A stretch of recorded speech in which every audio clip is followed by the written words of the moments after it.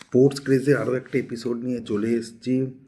India versus পাকিস্তানের মধ্যে টি-20 যে ম্যাচ, টি-20 ওয়ার্ল্ড কাপ শ্রীলঙ্কার প্রেমেদাসা স্টেডিয়ামে আজ একটু আগে শেষ হয়ে গেল, এবং আরও একটা ওয়ান সাইডেড ম্যাচ, যে ম্যাচে ইন্ডিয়া 61 রানে পাকিস্তানকে কিন্তু হারিয়ে দিল। 61 রানে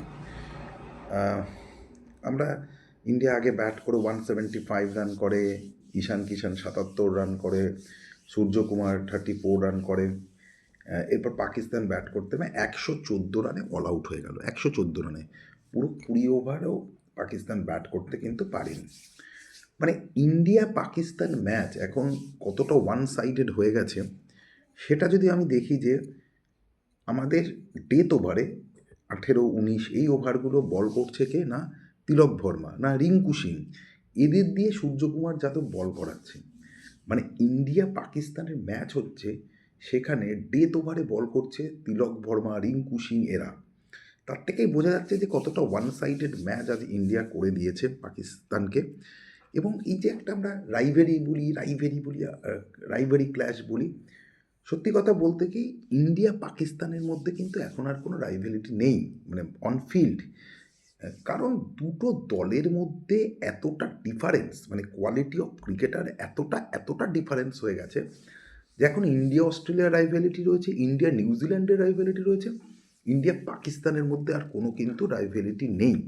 মানে দুটো দলের মধ্যে এতটাই পার্থক্য হয়ে গেছে। তো আজকের ম্যাচের টার্নিং পয়েন্ট কোনগুলো, মানে কোনগুলো এই ম্যাচটাকে আলাদা করেছে, আমি কিন্তু দুটো জিনিস এখানে বলবো। আমি ঈশান কিষানের ইনিংসটা পরে আসছি। দেখো, আমার খুব সারপ্রাইজ লাগলো পাকিস্তান তারা 6টা স্পিনার নিয়ে খেলতে নেমেছিল। এটা জানা কথাই ছিল যে এই যে ম্যাচ, সেই ম্যাচটা কোথাও গিয়ে সামহাও ইন্ডিয়ান ব্যাটিং এবং পাকিস্তানের স্পিনারদের মধ্যে হবে। 6টা স্পিনার নিয়ে পাকিস্তান খেলতে নেমেছিল, যেখানে আবার ছিল, যেখানে ওদের স্পিনারটা ছিল, সে 6টা স্পিনার নিয়ে পাকিস্তান কিন্তু এই ম্যাচটা খেলতে নেমেছিল। খুব অবাক লাগলো যখন দেখলাম একটা দল তাদের 6টা স্পিনার নিয়ে খেলতে নেমেছে। সেই দলটা জানে যে তাদের মেন স্ট্রেংথ হচ্ছে তাদের স্পিন লাইন আপ, তাদের ব্যাটিং উইক। হল্যান্ডের বিরুদ্ধে তারা 115 রানও চেস করতে পারছিল না, এবং উইক ব্যাটিং, তাদের ব্যাটিংয়ের মধ্যে সেই ক্যাপাবিলিটি নেই যে একটা রান তারা করবে। তাদের স্ট্রেংথ হচ্ছে তাদের স্পিনার। তা সত্ত্বেও শ্রীলঙ্কার উইকেট, যেখানে বল এত স্পিন করছিল, বল টার্ন করছিল, সেখানে তারা টসে জিতে ইন্ডিয়াকে আগে ব্যাট করতে পাঠালো। খুব সারপ্রাইজিং লেগেছে সালমান আগার এই ডিসিশানটা, যে স্পিনার এত নিয়েও আমি ইন্ডিয়াকে আগে ব্যাট করতে পাঠালাম। পাকিস্তান যদি আগে ব্যাট করতো তাও পাকিস্তান হারতে পারতো, কারণ আমি আগেই বলেছি যে দুটো দলের কোয়ালিটি অফ ক্রিকেটার এত ডিফারেন্স। কিন্তু তবু একটা ফাইট তারা দিতে পারতো ইন্ডিয়াকে, যেহেতু তাদের হাতে কোয়ালিটি স্পিনার ছিল মোটামুটি। রিসেন্ট টাইম ইন্ডিয়ান ব্যাটসম্যানরা স্পিনার এগেনস্টে স্ট্রাগল করেছে। শ্রীলঙ্কার উইকেটে বল টার্ন করছিল, স্লো হয়ে যাচ্ছিল। সেখানে আগে ব্যাট করে যদি পাকিস্তান 130, 135 বা 140 রান করতো, তাও কিন্তু একটা ফাইট তারা দিতে পারতো। কারণ পাকিস্তানের ব্যাটিং এতই উইক এবং টি-20 পক্ষে এতই অযোগ্য যে এই ব্যাটিং লাইন আপ নিয়ে কোনো রান তাড়া করা যায় না। কিন্তু সারপ্রাইজলি আমরা দেখলাম তারা টসে জিতে ইন্ডিয়াকে ব্যাট করতে পাঠালো। এটা কিন্তু আমার মাথায় এলো না যে একটা ধর 6টা স্পিনার নিয়েও স্পিনিং ফ্রেন্ডলি উইকেটে পরে ব্যাট করছেন। কারণ মনে রাখতে হবে ইন্ডিয়ার কাছেও কিন্তু ভালো স্পিনার ছিল, কোয়ালিটি স্পিনার ছিল। তো that's the big mistake of Pakistan, প্রথমেই তারা করে রেখেছেন। এরপর ঈশান কিষান, ইন্ডিয়া পাকিস্তান ম্যাচ, দেখো যতই রাইভেলিটি চলে যাক আলটিমেটলি তো ইন্ডিয়া পাকিস্তান ম্যাচ।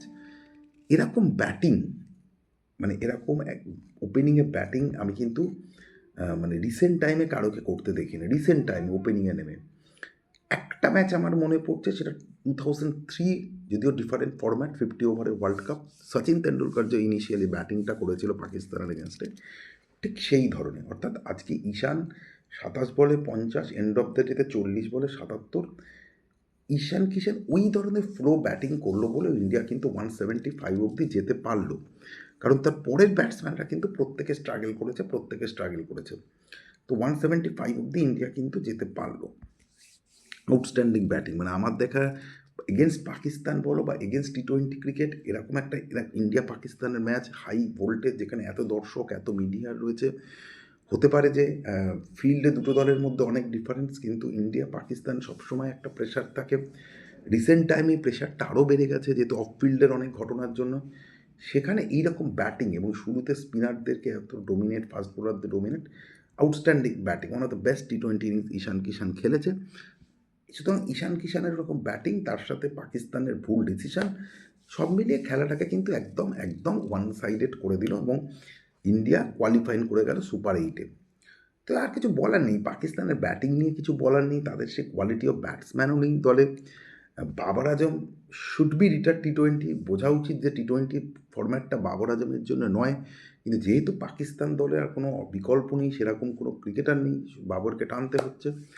সেই তুলনায় আমি বলবো যে ওদের স্পিনারেরা কিন্তু ভালো বল করেছে, আবার ভালো বল করেছে, বা যে স্পিনারটাকে মিস্ট্রি স্পিনার সে ভালো বল করেছে, স্পিনাররা সেই তুলনায় ভালো বল করেছে। সুতরাং আবার one sided match, India qualifying করে গেল সুপার 8-এ। পাকিস্তান এখন গ্রুপে 3rd পজিশনে চলে এসেছে 4 পয়েন্ট নিয়ে, ইউএসএরও 4, but USA now move to 2nd, but USA সবকটা ম্যাচ খেলে ফেলেছে, খেলে 4 পয়েন্ট। পাকিস্তানের এখনও একটা ম্যাচ আছে নামবেবিয়ার সাথে, তো এটা এক্সপেক্টেড যে পাকিস্তান পরের রাউন্ডে যাবে। বাট এই ব্যাটিং লাইন আপ নিয়ে পাকিস্তান কত কী করতে পারবে আমার ডাউট আছে। বেস্ট ওয়ে হবে পাকিস্তানের পক্ষে তারা আগে ব্যাট করুক, যেটা আজকে একটা সুযোগ এসেছিল। বাট ইন্ডিয়াকে নিয়ে আর কিছু বলার নেই, ঈশান কিষান ওরকম ব্যাটিং, অভিষেক শর্মা শুরুতে আউট হয়ে গেছে, উইকেটটা আজকে অনেক স্লো ছিল, টার্ন করছিল, স্পিন করছিল, সেখানে অনেক ডিফিকাল্ট ছিল। একটা জিনিস আমার খুব সারপ্রাইজ লাগলো, যেখানে মানে ক্যাপ্টেনশিপ বলে না একটা ব্রেন, আনফর্চুনেটলি ওটাও পাকিস্তানের ক্রিকেটে এখন নেই। স্পিনারেরা এত ভালো বল করছে, মানে ছোটো ছোটো ঘটনাটা দেখো, আজকে হয়তো ইন্ডিয়া 61 রানে জিতে গেছে, এটা একটা হিউজ ডিফারেন্ট। লাস্ট ওভার তুমি শাহিন আফ্রিদিকে নিয়ে এলে, শাহিন আফ্রিদিকে 2 6 মেরে চলে গেল। এবার কোয়ালিটি বোলিং দেখো, এই উইকেটেই কিন্তু ইন্ডিয়ান পেসাররা শুরুতেই পাকিস্তানের 13 রানে 3 উইকেট ফেলে দিয়েছে। আমরা স্পিন উইকেট বলছি, স্পিন ফ্রেন্ডলি বলছি, কিন্তু আমাদের বুমরা কী বল করলো, নিশির হার্দিক কী বল করলো, শুরুতেই পাকিস্তানের 13 রানে 3 উইকেট আমাদের পেসাররাই ফেলে দিয়েছিল, ওখানেই খেলা শেষ। সুতরাং শুধু মানে দুটো দলের মধ্যে quality of cricketer, quality of এতই 11-র সাথে যদি 11 কম্পেয়ার করি, এতই মানে ডিফারেন্ট যে ওয়ান সাইডেড ছাড়া এই খেলা নিয়ে আলোচনা করার কিছু হয় না। নামেই ইন্ডিয়া পাকিস্তান রাইভেলিটি, মাঠে নয়। স্পোর্টস ক্রিকেট আজকে এই পর্যন্ত, নমস্কার।